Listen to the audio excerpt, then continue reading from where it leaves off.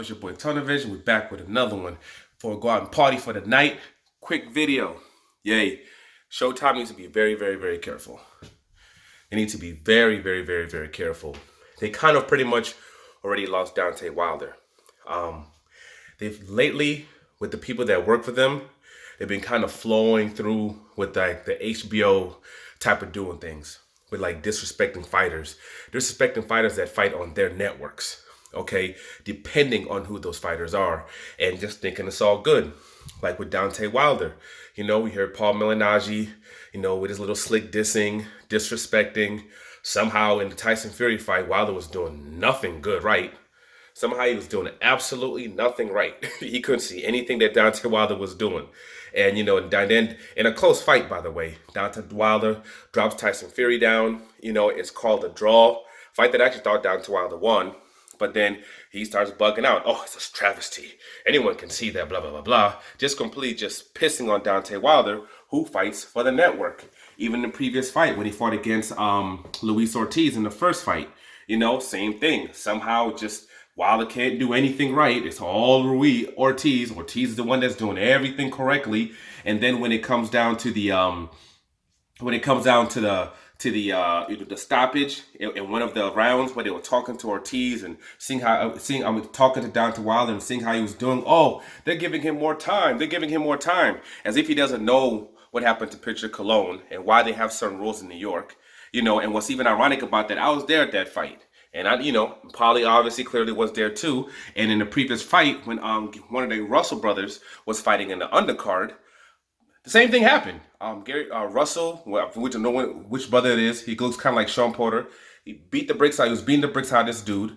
The guy was in the corner. As soon as it was time to go to the next round, they stopped it. The doctor went over there, talked to the dude, checked on the dude, made sure he was okay, then walked in. But somehow it's a big travesty. It's a travesty. Blah, blah, blah, blah, blah, blah. All this other stuff, And then when it came to the Dominic Brazil fight, he beats up Dominic Brazil, who is mandatory, knocks him out, spectacular fashion. Everybody's yelling, screaming, everything. And Gray, whatever the hell his name is, he has this nerve to sit there and say, nobody wants to see you fight Dominic Brazil. Are you going to fight Anthony Joshua? Well, just full disrespect. Number one, you're pissing on this other dude over here who's risking his life for freaking entertainment.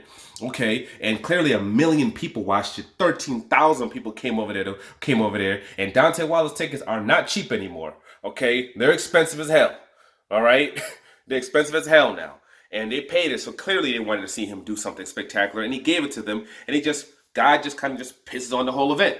So I think these are the reasons why Deontay Wilder left out of there, and he's fighting at Fox.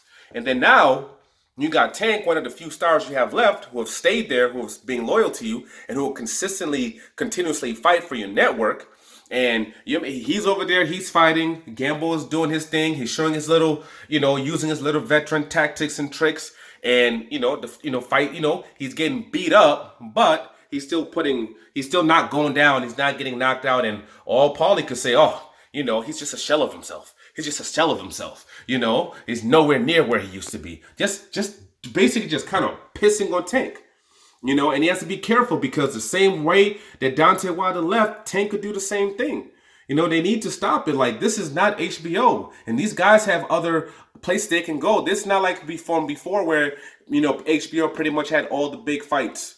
They had all the money. It's not one of those situations. You have other competitors.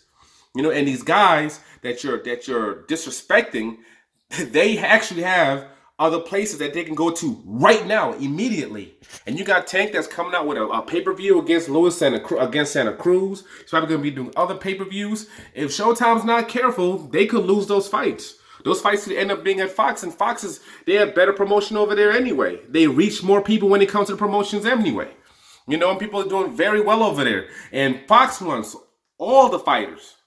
And they'll put their money up, just like how, they put substantially so much money that these guys, they put up so much money that these guys couldn't even, compete with them when it came to doing the Deontay Wilder versus Ruiz fight. They could do the same thing with Santa Cruz and Tank Davis.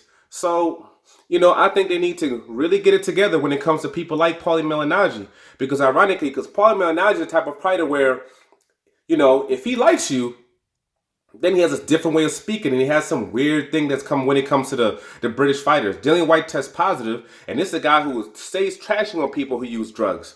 And he's over here talking about, oh, well, I can't blame him. I can't blame him because, everybody else is on drugs. Everybody else is on drugs. So I can't blame him for trying to, even out the playing field. Like, what?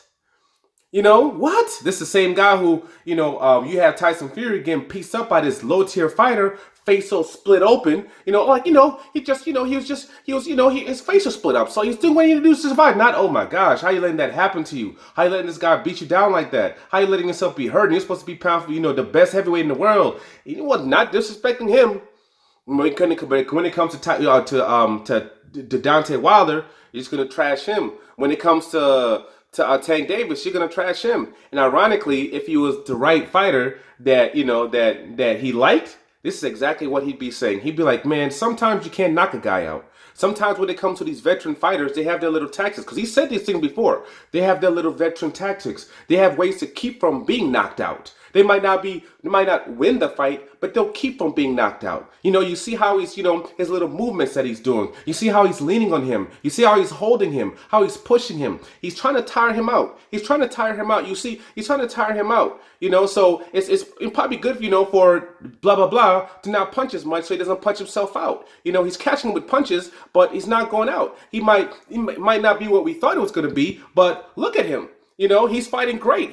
It's like he's drank the fountain of youth before this fight. These are the type of things he'd be saying. Because things like that do freaking happen. You know what I mean? Just like with Danny Garcia versus what the hell is that? Against Zab Judah. If that Zab Judah fight happened before the Lucas Matisse fight, everybody would be saying Danny's gonna get obliterated. If it had happened before the Amir Khan fight, people would have been saying the same thing. Because the Zab Judah that showed up that night was about that life. It was like it was a fountain of youth, and that boy brought it. But Danny still had what it took to win. So with Tank coming up in weight, having little issues, but pretty much dominating the fight. He was, like you said, he was smart. I was hitting him with everything, and he wasn't going anyway, so I paced myself. And his body being at 135 also wasn't necessarily feeling the same way as it usually does at 130, but he did what he needed to do. He made the adjustments. He beat the brakes out that boy, and he stopped him. But if you hear to this podcast, if you hear to the telecast, it sounds as if even though he dominated this guy and stopped him, it makes it seem as if it's just a horrible performance. And that type of talk, that kind of push will lead someone like Tank to leave and put Fox into a space where they have less stars than they do now. So they better fix that and fix it quick. Like, subscribe, share. Be safe tonight. I'm out.